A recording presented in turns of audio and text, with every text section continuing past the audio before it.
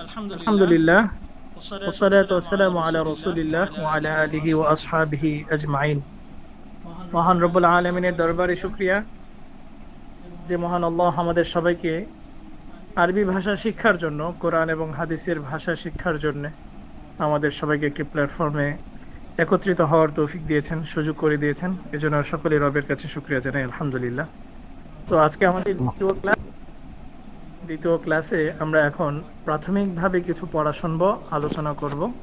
তো অনুগ্রহ করে আশাবাদী আমি সকলেই মনোযোগ সহকারে কথাগুলো শুনবেন, বুঝবেন। আর ক্লাসের শেষে আমি ইনশাআল্লাহ 10 মিনিট সময় দেব সবাইকে।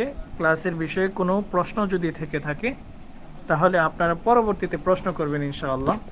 এজন্যই আমি প্রথম ক্লাসে বলেছিলাম যে ক্লাস শুরু হওয়ার পূর্বে অবশ্যই সকলের হাতে যেন খাতা এবং কলম থেকে থাকে। তো অনুগ্রহ করে সকলেই হাতের কলম নিয়ে রাখুন, যেন কোনো প্রকার একটা প্রশ্ন যদি থেকে থাকে আপনারা প্রশ্নটা করতে পারেন, মানে মাঝখানে না। আর যদি খুব জরুরি হয়ে থাকে তাহলে এখানে একটা মেসেজ অপশন আছে, মেসেজ অপশনে আপনারা প্রশ্ন করতে পারেন। তো যাই হোক, আলহামদুলিল্লাহ, আমরা তাহলে ক্লাস শুরু করে দিতে পারি। আপনারা জানেন যে আমরা এসো আরবি শিখি ক্লাসটা করাবো। এসো আরবি শিখি আপনাদের সকলের বই কি কিনা হয়েছে?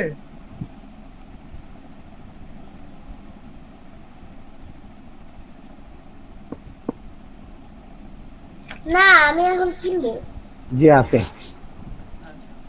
আমি আপনাদেরকে একটা লিংক দিচ্ছি, এসো আরবি শিখির একটা লিংক। বই কেনা হয়নি। ওই তারিকুল সাহেব বললেন যে ইন্ডিয়ার থেকে, মানে ইন্ডিয়ার ব্যাপারে বলতে পারছি না কিভাবে বই পাবে। আচ্ছা আচ্ছা, আমি আপনাদের গ্রুপে আত-তারিক ইলাল আরবিয়্যা তথা এসো আরবি শিখি বইটি আমি এইমাত্র আপনাদেরকে দিয়ে দিয়েছি। আপনাদের যাদের বই কেনা পসিবল না তারা এই পিডিএফটা দেখে আপনারা আপাতত পড়া শিখতে পারেন। মাত্রই আপনাদের গ্রুপে আমি এসো আরবি শিখি পিডিএফটা দিয়ে দিয়েছি। তবে এটা মনে রাখতে হবে যে আমাদের পূর্ণ ক্লাসের জন্য পিডিএফটাই যথেষ্ট না, অবশ্যই হার্ড কপিটা প্রয়োজন। কারণ পিডিএফ এর মধ্যে আমরা দাগাতে পারি না, পিডিএফটা আমাদের অনেক সময় চোখের ক্ষতি করে। এজন্য আমাদের সকলের জন্য প্রয়োজন হার্ড কপি। যদি সম্ভব হয় হার্ড কপিটা বা মূল বইটা আমাদের কেনা উচিত। আর যাদের পক্ষে একদমই পসিবল না, অথবা মাঝে মাঝে মোবাইলে দেখা প্রয়োজন বলে মনে করি, তাহলে আমরা পিডিএফটা অন্তত কিছু সময়ের জন্য দেখতে পারি। আচ্ছা, ঠিক আছে, আলহামদুলিল্লাহ। আমরা এসো আরবি শিখির প্রথম কিতাব আমরা দেখব এখন। আমরা জানি এই কিতাবের লেখক হচ্ছেন মাওলানা আবু তাহের মিসবাহ সাহেব দামাত বারাকাতুহুম। আমরা অনেকে ওনার নাম শুনেছি, এই যে ওনার নাম আমরা অনেকে জানি, শুনেছি। আত-তারিক ইলাল আরবিয়্যা ফি সালাসাতি আজজাইন। এখানে তিনটি জুজ আছে, তিনটি খণ্ড আছে, তিনটি খণ্ডের সমষ্টি এখানে। প্রথম খণ্ডটি হচ্ছে আল জুজুল আউয়াল, প্রথম খণ্ডটি আজকে আমরা পড়ব। এখানে আবু তাহের মিসবাহ সাহেব কিছু কথা বলেছেন, অনেক লম্বা চড়া একটা কথা। আলহামদুলিল্লাহ সুম্মা আলহামদুলিল্লাহ, বহু প্রতীক্ষার পর এখন আত-তারিক ইলাল আরবিয়্যা তথা এসো আরবি শিখি নতুন সংস্করণ প্রকাশিত হচ্ছে। কিতাবটি প্রথম আত্মপ্রকাশ করেছিল আজ থেকে প্রায় 30 বছর আগে। তো যখন তিনি এই লেখাটা লিখেছেন তখন হয়তো এই কিতাবের বয়স ছিল হচ্ছে 2007 সন। একটু খেয়াল করে দেখুন। অমূল পরিবর্তিত পঞ্চম সংস্করণ অক্টোবর 2007 ইসাই খ্রিস্টাব্দ, ইসাই সনে। ওই সময় তিনি বলছেন, অর্থাৎ 2007 সালে তিনি বলছেন এই কিতাবটা আজ থেকে প্রকাশিত হয়েছে 30 বছর আগে। আপনারা কি বুঝতে পারছেন? তাহলে এখন থেকে এই বইটার বয়স কত হয়েছে?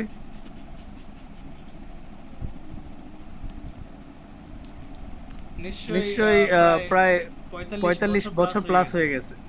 তো যাই হোক, নিঃসন্দেহে আলহামদুলিল্লাহ এই কিতাবটা আমাদের বাংলাদেশে অনেক ফল বয়ে এনেছে এবং আমাদের সকলের জন্য এটা একটা আলহামদুলিল্লাহ এসো আরবি শিখি বা আরবি শিখার জন্য একটা বড় একটা মাধ্যম। এবং এই মাধ্যমটা সারা বাংলাদেশে আলোড়ন সৃষ্টি করেছে। লক্ষ লক্ষ আলেম তৈরি হয়েছে এই কিতাবটার উপরে।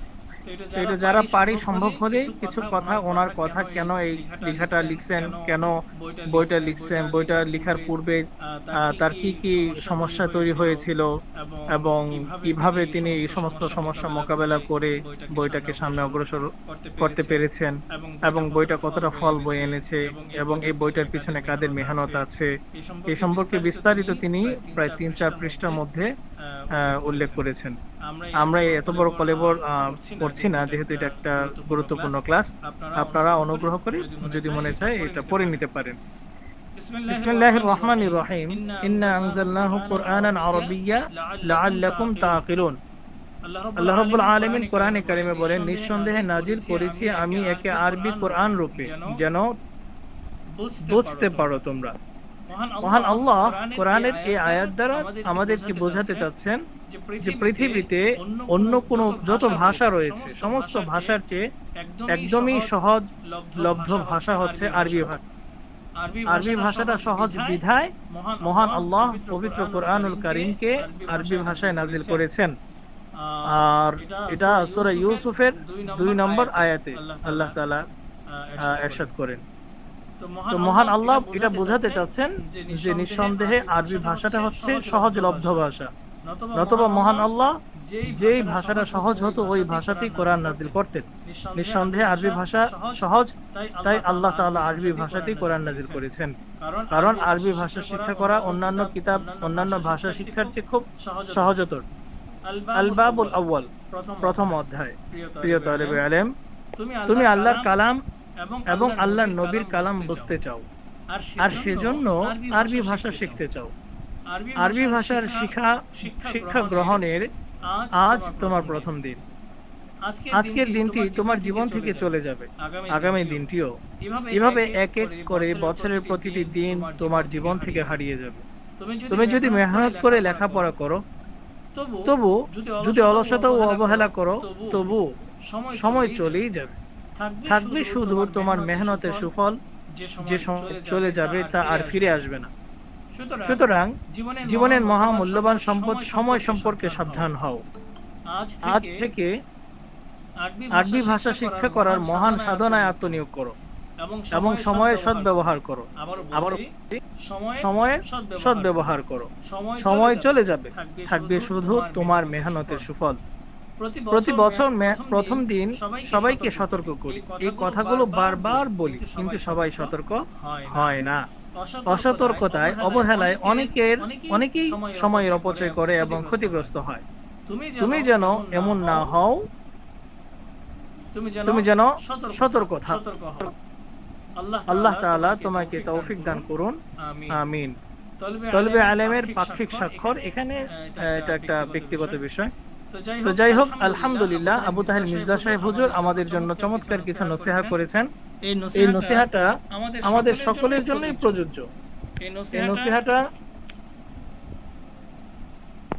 প্রত্যেক মুআল্লিম, প্রত্যেক শিক্ষক, প্রত্যেকটা ক্লাসের শুরুতে, বছরের শুরুতে আমরা এই সমস্ত নসিহাটা করে থাকি সমস্ত শিক্ষার্থীদের জন্য।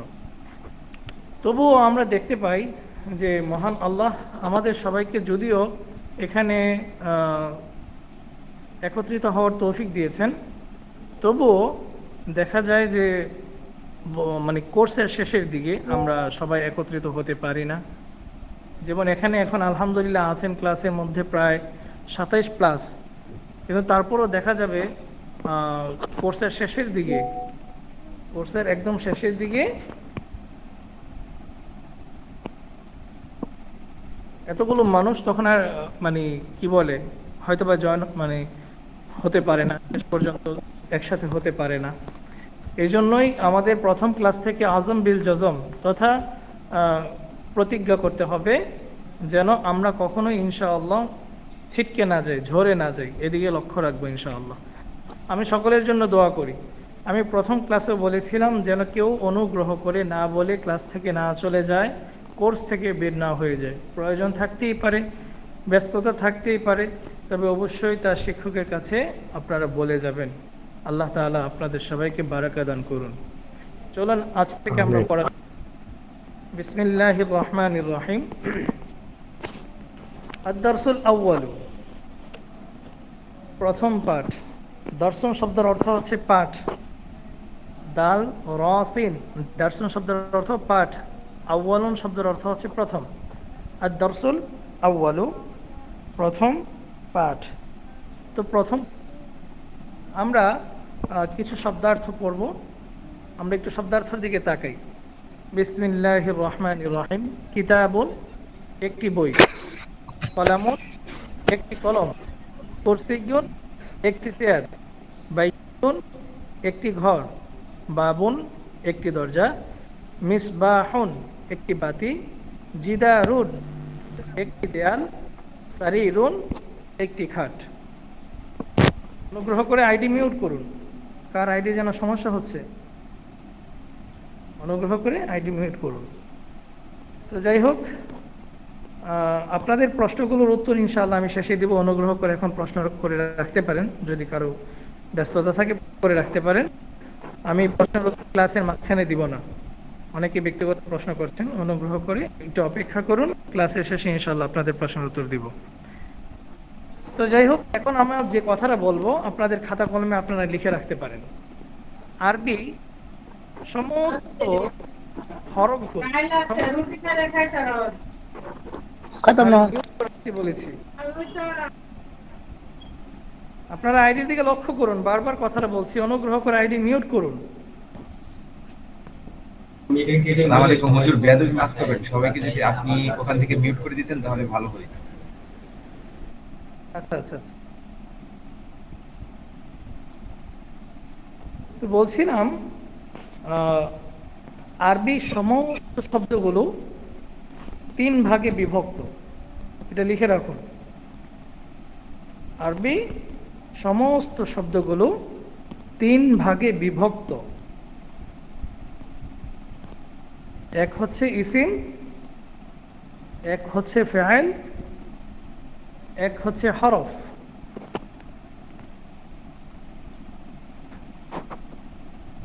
অনুগ্রহ করে লিখে রাখুন।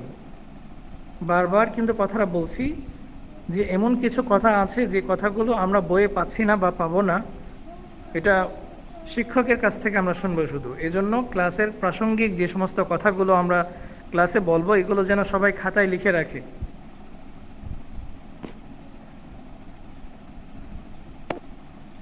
তো কি বলছি, আরবি সমস্ত শব্দগুলো 3 ভাগে বিভক্ত। প্রথমটি হচ্ছে ইসিম, দ্বিতীয়টি হচ্ছে ফাইল, তৃতীয়টি হচ্ছে হরফ। ইসিম কাকে বলে? ইসিম বলা হয় যেই শব্দ কোনো কালের সাথে সম্পর্ক রাখে না। এখন কাল কাকে বলে? অনেকে এখানে মাশাআল্লাহ অনেক ছোটরা ক্লাসে আছে, অনেক বড়রাও ক্লাসে আছেন এখানে। আমি জানি যে এখানে মাশাআল্লাহ অনেক ভালো ভালো উচ্চপদস্থ অনেক ব্যক্তিরাও ক্লাসে আছেন। সুতরাং আপনারা অনুগ্রহ করে বিরক্ত বোধ হবেন না যে আমি অনেক সময় ছোট ছোট কথাগুলো বলবো, যে কথাগুলো আপনারা শুনলে হয়তো বা মনে মনে ভাববেন এগুলো তো আমাদের জানাই আছে, এগুলো তো আমরা পারি। তো অনুগ্রহ করে বিরক্ত হবেন না, কারণ এখানে আপনার মতো সবাই না, এখানে সবাই এক মেধার না। এখানে অনেক গবি ছাত্র হতে পারে, থাকতে পারে, অনেক জাকি থাকতে পারে। তাই ক্লাসের সুবিধার্থে কখনো ধৈর্য ধরতে হয়। তো বলছিলাম কাল কয় প্রকার? কাল হচ্ছে 3 প্রকার। বাংলায় যদি বলি অতীত, বর্তমান, ভবিষ্যৎ। আর এটাকে আরবিতে বলা হয় মাজি, হাল, মুস্তাকবিল। এখন যে কথাটা বলছিলাম, আরবি সমস্ত শব্দগুলো 3 ভাগে বিভক্ত। প্রথমটি হচ্ছে ইসিম। ইসিম কাকে বলে? যেই শব্দ 3 কালের কোনো কাল প্রকাশ করে না এবং সে নিজের অর্থ প্রকাশে স্বনির্ভর। যে শব্দ বা ইসিম 3 কালের কোনো কাল প্রকাশ করে না, বরং নিজের অর্থ নিজে প্রকাশে স্বনির্ভর, তাকে ইসিম বলে। বাকি রইল ফাইল এবং হরফ। এগুলো সম্পর্কে আমরা পরে আলোচনা করব, যেহেতু আমাদের এখন মূল যে বিষয় তা হচ্ছে ইসিম। তো এখন আমরা দেখতে পাচ্ছি কিতাবুন, কলামুন, কুরসিয়ুন, বাইতুন, বাবুন, মিসবাহুন, জিদারুন, সারিরুন, এখানে 8টি শব্দ আছে। এই 8টি শব্দকে আমরা ইসিম বলে অবহিত করতে পারি, কারণ এই সমস্ত শব্দগুলো, জিদারুন মানে হচ্ছে একটি দেয়াল, বাইতুন মানে একটি ঘর। তো এই সমস্ত শব্দগুলোর দ্বারা আমরা একটা অর্থবোধক কোনো একটা কিছু বুঝতে পারি। একটা ঘরের দিকে ইঙ্গিত করে বললো এটা হচ্ছে ঘর, তো ঘর দ্বারা আমরা বুঝতে পারি যেখানে মানুষ বসবাস করে। দেয়াল দ্বারা বুঝতে পারি যেটা নাকি মানুষের সেফটির জন্য ব্যবহার করা হয়। তো এই সমস্ত শব্দগুলোর দ্বারা অর্থবোধক অর্থ প্রদান করা হচ্ছে। কিন্তু আরেকটা জিনিস লক্ষ্য রাখছি যে এগুলো কোনো কালের সাথে অর্থ দিচ্ছে না, বিধায় এগুলো ইসিম। এই হচ্ছে প্রথম ইসিমের সংজ্ঞা। 2 নম্বর হচ্ছে ইসিম, সমস্ত ইসিমগুলো তার শেষে 2 পেশ যুক্ত হবে। কিতাবুন, কলামুন, কুরসিয়ুন, বাইতুন। আপনারা লক্ষ্য করলে দেখবেন সমস্ত ইসিমের শেষে 2 পেশ হচ্ছে, সমস্ত ইসিমের শেষে 2 পেশ হচ্ছে। এটা হচ্ছে ইসিমের আলামত বা ইসিমের চিহ্ন, ইসিম বোঝার একটা পদ্ধতি। আবারও বলছি, ইসিম বোঝার পদ্ধতি হচ্ছে সমস্ত ইসিমের শেষে 2 পেশ হবে সাধারণত। তো এগুলো সম্পর্কে ইনশাআল্লাহ আমরা একটু একটু করে প্রতিটি ক্লাসে আলোচনা করব। আজকে গ্রামার সম্পর্কে এতটুকুই থাক, নয়তোবা কষ্ট হয়ে যাবে সকলের জন্য। এবার বইয়ে যা আছে আমরা তা পড়ি। প্রথমত এই মুখস্থ করব।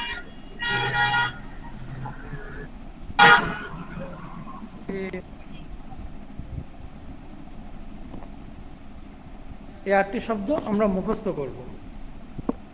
2 নম্বর হচ্ছে, এবার একটা টেবিল দেখতে পাচ্ছি আমরা, 4টি ঘরে টেবিল দেখতে পাচ্ছি। উপরে লেখা আছে হাদা হাদিহি, অর্থ হচ্ছে ইহা অথবা এটি। দ্বিতীয় ঘরে লেখা আছে যালিকা তিলকা, উভয়টির অর্থ হচ্ছে উহা বা ওইটি বা সেটি। এখানে ব্র্যাকেটে যে লেখাটা, এটা বাদ দিলেও হয়। হাদা হাজি মানে ইহা, যালিকা তিলকা উহা। আবারও বলছি, হাদা হাজিহি মানে ইহা, যালিকা তিলকা মানে উহা। এখানে যে বিষয়টা লক্ষণীয় তা হচ্ছে হাজা হাজিহি উভয়টার অর্থ, এখানে 2টি শব্দ আছে, হাদা হাজিহি, উভয়টির অর্থ হচ্ছে ইহা। এখন প্রশ্ন হচ্ছে, ইহা যদি বাংলা হয়ে থাকে, একটি হয়ে থাকে, একটি শব্দ হয়ে থাকে, তাহলে এটার আরবি 2টো কেন হলো? হাজা তারপরে আবার হাজিহি কেন 2টো হলো? একটি দিলেও তো পারতো। যেমন কিতাবুন একটি শব্দ, এই একটি শব্দের অর্থ হচ্ছে একটি বই, একটার জন্য একটা ব্যবহার হচ্ছে। তো হাজা হাজিহির অর্থ যদি ইহা হয়ে থাকে, তাহলে 2টো শব্দ কেন আরবিতে? এটার সংজ্ঞাটা বা এটার উত্তর হচ্ছে, যারা নতুন তাদের জন্য বলছি, আরবি এবং আরবির ক্ষেত্রে অধিকাংশ ক্ষেত্রে আরবিতে পুরুষবাচক এবং স্ত্রীবাচক শব্দ ব্যবহার হয় আলাদা আলাদা। আমরা যেমন বাংলায় বলি যে তোমার, এই তোমারের মধ্যে কোনো স্ত্রীবাচকও নেই বা পুরুষবাচক শব্দও নেই। তোমার বলতে আমরা তোমার শব্দটা আমরা স্ত্রীর জন্য ব্যবহার করতে পারি, পুরুষের জন্য ব্যবহার করতে পারি, অর্থাৎ মেয়ের জন্য ব্যবহার করতে পারি, ছেলের জন্য ব্যবহার করতে পারি। সে বা তার, এই সমস্ত শব্দগুলোর দ্বারা একজন ব্যক্তি কখনো বুঝতে পারে না তার জিনিস এটা। তো তার বলতে আমি কাকে বোঝাচ্ছি, ছেলে না মেয়ে, এটা বোঝার কোনো অবকাশ বাংলায় নেই। কিন্তু আরবিতে মাশাআল্লাহ এটা বোঝার জন্য 2টো শব্দ ব্যবহার হয়, ছেলের জন্য এক শব্দ, মেয়ের জন্য এক শব্দ। আমরা একটু লিখে রাখি, ছেলের জন্য যে শব্দটা ব্যবহার করা হয় এটাকে বলা হয় মুজাক্কার, মিম জাল কাফ র, মুজাক্কার। যদি আরবি লিখতে অভ্যস্ত না হই তাহলে বাংলায় লিখি মুজাক্কার, মৌকার মু 29 জ আকার, কয় ক সংযুক্ত আকার, মুসিন্ন র, মুজাক্কার। আর মেয়েদের জন্য যে শব্দ ব্যবহার হয় আরবিতে, ওই মেয়েকে বলা হয় মুআন্নাস, মিম ওয়াও হামজা সংযুক্ত নুন সা, মুআন্নাস। মুআন্নাস লিখতে শুধু মিম হামজা সা, নুন সা হয় না, কিন্তু মুআন্নাস বানানটা হচ্ছে মিম পেশ মু, তারপরে মিমের সাথে সংযুক্ত ওয়াও হবে, ওয়াওয়ের উপরে একটা হামজা হবে, মুআন্নাস হবে। আচ্ছা, তাহলে আমরা শিখলাম আরবিতে পুরুষ এবং স্ত্রী উভয়ের জন্য আলাদা আলাদা শব্দ ব্যবহার হয়। সেজন্য ইহা দ্বারা এটা যদি ছেলের হয় তাহলে তো হাদা, যদি এটা শব্দটা মেয়েবাচক হয় তাহলে হবে হাদিহি। একই ধরনের কথা হচ্ছে যালিকা তিলকা। হ্যাঁ, যালিকার ক্ষেত্রে যালিকা হচ্ছে পুরুষবাচক, তিলকা হচ্ছে স্ত্রীবাচক, মানে মহিলাবাচক, মেয়েবাচক। তাহলে হাদা হাজিহি আমরা বুঝতে পারলাম এই হাজা হাজিহির মধ্যে ইসমুল ইশারার মধ্যে পুরুষবাচকও আছে, স্ত্রীবাচকও আছে। আর যালিকা তিলকার মধ্যে পুরুষবাচক আছে, স্ত্রীবাচক আছে। পার্থক্য হচ্ছে হাদা পুরুষ, হাজিহি মহিলা। যালিকা পুরুষ, তিলকা মহিলা, উভয়টির অর্থ এক। এবার আসি, নিচে দেয়া আছে হাদা কিতাবুন, হাদা কিতাবুন, হাদা হাজিহি যালিকা তিলকা, এগুলোকে কি বলা হয় একটু আলাদাভাবে লিখে রাখি। এগুলোকে বলা হয় ইসমুল ইশারা, এগুলোকে বলা হয় ইসমুল ইশারা। ইসমুল ইশারা মানে কি? যে শব্দ দ্বারা ইঙ্গিত করা হয়, যে ইসিম দ্বারা বা শব্দ দ্বারা ইঙ্গিত করা হয় তাকে ইসমুল ইশারাহ বলে।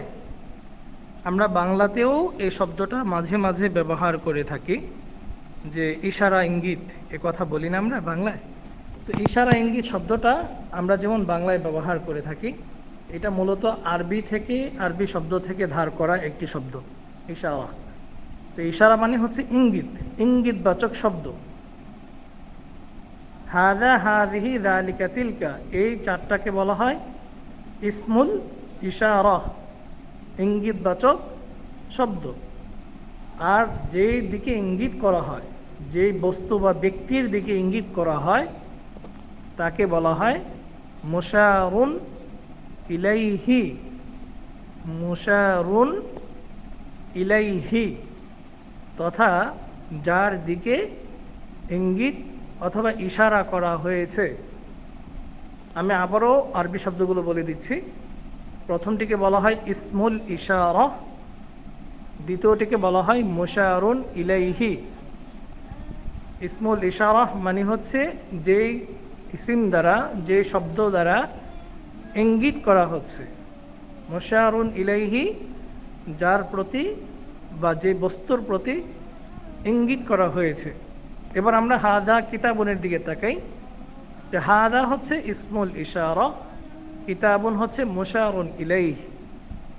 হাজা দ্বারা ইঙ্গিত করা হচ্ছে একটা কিতাবের দিকে, তাই এই কিতাবটাকে বলা হয় মুশারুন ইলাইহি। এর অর্থ কি? হাদা কিতাবুন, ইহা একটি বই। যালিকা কলামুন, উহা একটি কলম। এখানে একটি শব্দটা আপনারা দেখতে পাচ্ছেন ব্র্যাকেটে দেয়া আছে। স্বাভাবিকভাবে একটি কেন উল্লেখ করা হয়?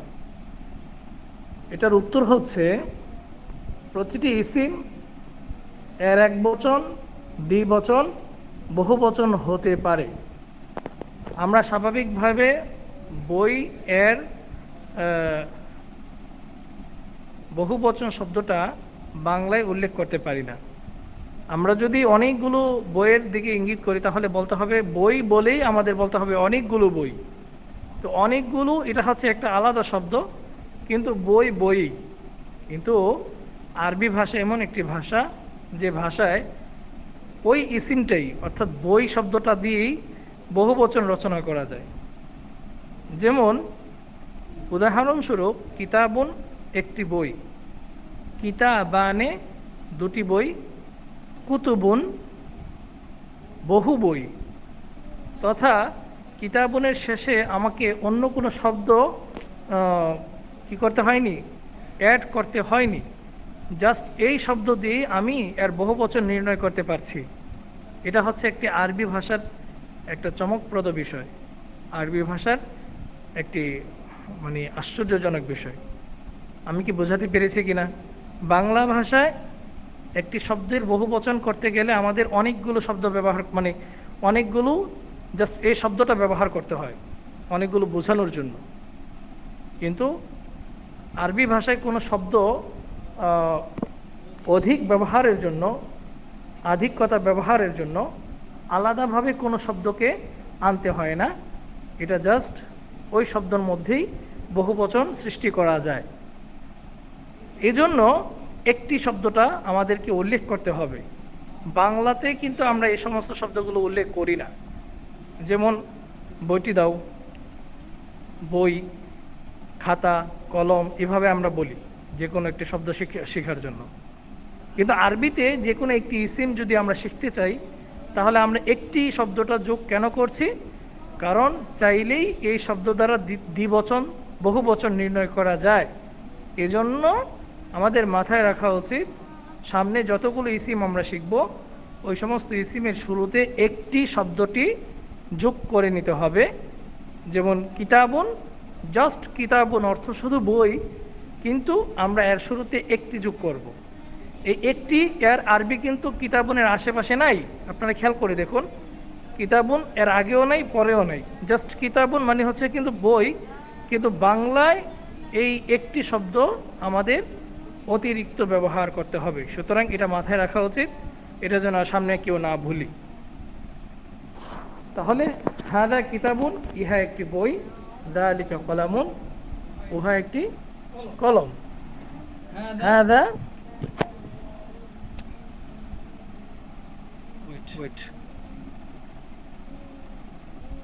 হাদা মাসজিদুন। এখানে আপনারা একটু লক্ষ্য করুন, উপরে 8টি শব্দের মধ্যে মাসজিদুন শব্দটি নেই, এটা একটি নতুন শব্দ যোগ করা হয়েছে। যেহেতু মাসজিদুন শব্দটা সহজ এজন্য দিয়ে দেওয়া হয়েছে। হাদা মাসজিদুন, ইহা একটি মসজিদ। যালিকা বাইতুন, উহা একটি ঘর।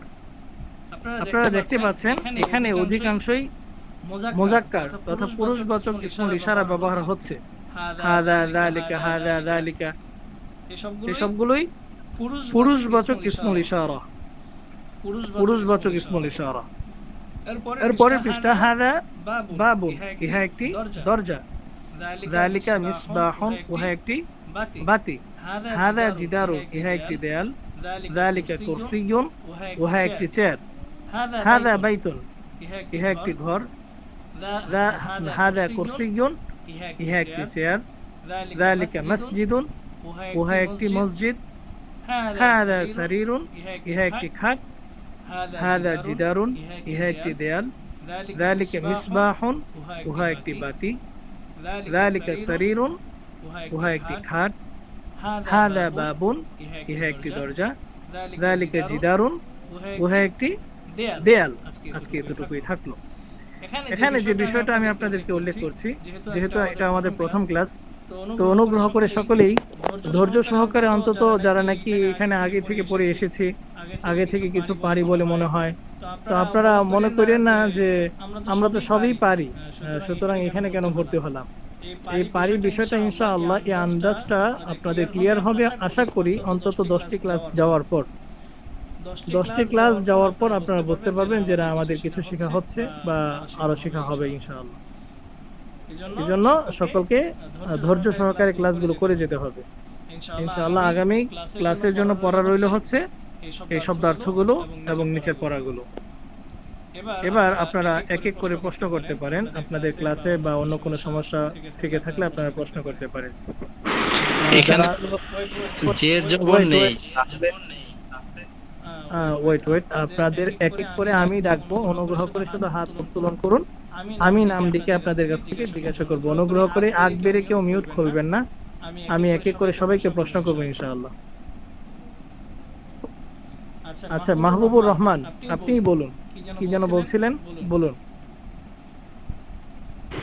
শব্দগুলোর মধ্যে তো জের জবর নাই, তাহলে আমরা কিভাবে বুঝবো? ওই লেভেলে তো বুঝতে পারতেছি না।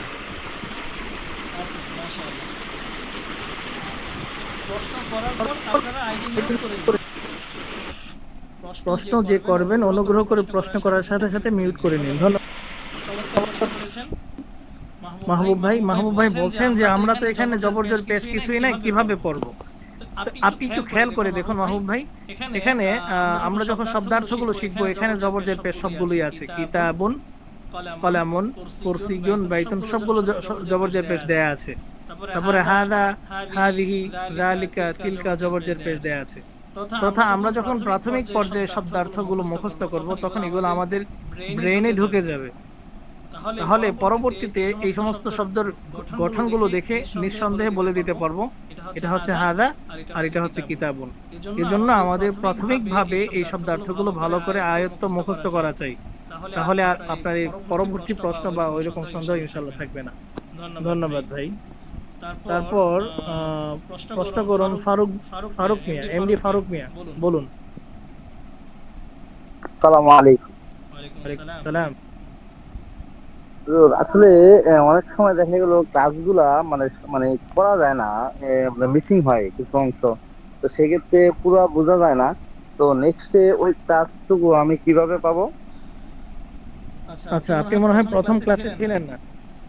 আমাদের না না, হ্যাঁ, আমাদের প্রত্যেকটা ক্লাসের রেকর্ড আমাদের এই হোয়াটসঅ্যাপ গ্রুপে দিয়ে দেওয়া হবে ইনশাআল্লাহ। 12 ঘন্টা বা 24 ঘন্টার মধ্যে দিয়ে দেওয়া হবে। চাইলেই আপনি আমাদের গ্রুপ থেকে গ্রুপে ঢুকে ক্লাস 1 ইয়া ক্লাস 2 এভাবে আপনি দেখতে পাবেন ইনশাআল্লাহ।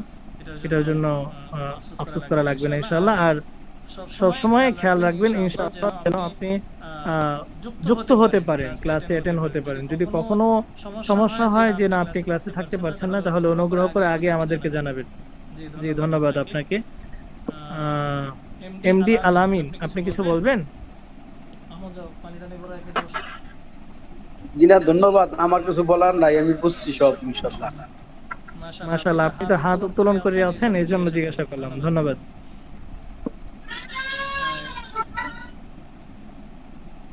আচ্ছা, বখতিয়ার আলী, আপনি কিছু বলবেন? আসসালামু আলাইকুম হুজুর। ওয়ালাইকুম আসসালাম ওয়া রাহমাতুল্লাহ। জি বলুন। জি হুজুর, আমরা তো একেবারে জেনারেল লাইনে মানে শুরু থেকে শুরু করতেছি।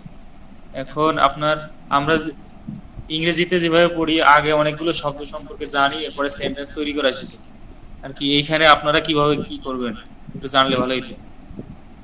মাশাআল্লাহ, আপনি যেহেতু প্রথম আমাদের ক্লাস, আপনারা দেখতে পাচ্ছেন আগে আমরা সেন্টেন্সগুলো শিখতেছি, বাক্য শব্দ শিখতেছি, তারপর ইনশাআল্লাহ বাক্য গঠন করব। আপনি নিশ্চিত থাকেন এরকম কোনো চাপ সৃষ্টি হবে না।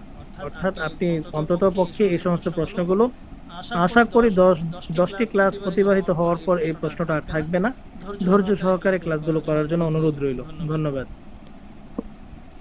আজকে আজমাইল নাকি? আসসালামু আলাইকুম। ওয়ালাইকুম আসসালাম। জি বলুন। প্রশ্নটা হচ্ছে এই মনে করুন যে ক্লাস মিস হয়ে গেলে যে ভিডিওটা দেখতে গেলে না অলসতা লাগে, তো লাইভ ক্লাস করব এটাই ইচ্ছা, কিন্তু একটা সমস্যা হচ্ছে আপনাদের ওখানে 9টা আর আমাদের এখানে আপনাদের ওখানে 9টা মানে আমাদের এখানে 8:30, তো এই সময় আমাদের মসজিদে এসার জামাত হয়, তো আমার এখানে কি করা উচিত এটা জানতে চাইছি। আচ্ছা, মাশাআল্লাহ, সুন্দর প্রশ্ন। আসলে প্রথমত কথা হচ্ছে কি, এটা হচ্ছে একটি বড় একটি প্ল্যাটফর্ম। এখানে আমাদের উচিত মেজরিটিকে প্রাধান্য দেয়া।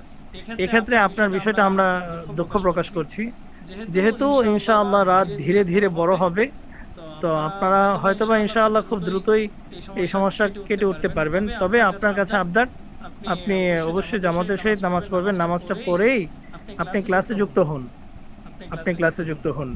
আপনি তারপরেও যদি ক্লাস মিসিং হয়, রেকর্ড তো রয়েছেই, তো অন্তত 1-2 জনের জন্য তো আর ক্লাসের টাইম পরিবর্তন করা সম্ভব না ভাই। এটা মেজরিটিকে প্রাধান্য দেওয়া উচিত। না হুজুর, আমার একটা প্রশ্ন হচ্ছে, আমি যদি নামাজটা একা একা পড়ি তাহলে কি কোনো সমস্যা হবে? মানে জামাত তরক করার গুনাহটা হবে কি? সেটাই আপনার প্রশ্নটা আমি বুঝতে পেরেছি। এখানে যদিও তলেবুল আলেমদের জন্য ক্লাসের বিষয়টা এশারের ক্ষেত্রে তার রয়েছে, তবু আপনার জন্য যদি এরকম সুযোগ থাকে যে আপনি একা একা পড়ার সুযোগ রয়েছে, অথবা মসজিদ অনেক দূরে, আপনি না গেলে লজ্জিত হতে পারেন, এরকম যদি হয় তাহলে আপনার যাওয়া উচিত। আর যদি না, আপনি না গেলে কোনো লজ্জিত হওয়ার সুযোগ নেই, বরং আপনি একা একই নামাজ আদায় করা অথবা পরবর্তীতে কোনো একটা জামাতকে একত্রিত হয়ে আপনি নামাজ আদায় করার সুযোগ থাকে, তাহলে আপনি নামাজটা পরে পড়লেও সমস্যা নেই। কারণ এখানে এলমে দ্বীনের বিষয়টা আর কি, এলমে দ্বীনটাকে প্রাধান্য দেওয়া হচ্ছে। জি ধন্যবাদ। জাযাকাল্লাহ খায়র। জি, তারপর হচ্ছে এমডি আব্দুল নূর তুষার। জি আপনি কিছু বলবেন? বলুন। আসসালামু আলাইকুম। ওয়ালাইকুম আসসালাম। তো যে আসলে আমি একটু মুসলিম সম্বন্ধে আরেকবার একটু জানতে চাচ্ছিলাম, মুসলিম তেল এবং হরফের বিষয়টা। জি বলুন।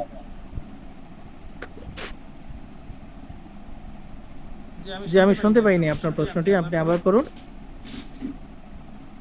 বলছিলাম যে ইসিম বিষয়টা, যে প্রথমে আমরা শিখলাম যে আরবি সমস্ত হরফ চিহ্নে বিভক্ত, ইসিমটা আর একটু ক্লিয়ার হতে চাচ্ছিলাম। আচ্ছা, ইসিম হচ্ছে এমন শব্দকে বলে যে শব্দ তিন কালের কোনো কালের সাথে সম্পৃক্ত থাকে না, তথা অতীত, বর্তমান, ভবিষ্যতের কোনো অর্থ সে দিতে পারে না এবং নিজের অর্থ প্রকাশে স্বনির্ভর।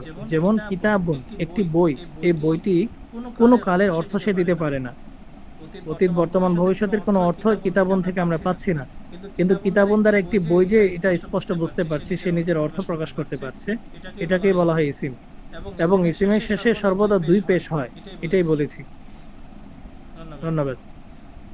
জি ইসরাত, আপনি কিছু বলবেন? হুজুর এখানে কি মুনসাহিব কিতাবটি পড়ানো হবে আমাদের কোর্সে? জি ইনশাআল্লাহ মিজানুন মুনসাহিব পড়ানো হবে হচ্ছে অন্তত পক্ষে 15 থেকে 20টি ক্লাস অতিবাহিত হওয়ার পর। অপেক্ষায় থাকুন। হুজুর আসসালামু আলাইকুম। জাযাকাল্লাহ। ওয়ালাইকুম আসসালাম। হ্যাঁ, অনেকে প্রশ্ন করেছেন পারবেন কিনা, লিভ নিতে পারেন যদি কোনো প্রশ্ন না থেকে থাকে। আমাদের মূল ক্লাস শেষ হয়ে গেছে। যে আর কারো কোনো প্রশ্ন আছে হাত তুলতে পারেন, আর যারা আগে হাত তুলে রেখেছেন অনুগ্রহ করে হাত নামিয়ে ফেলুন হাতটা।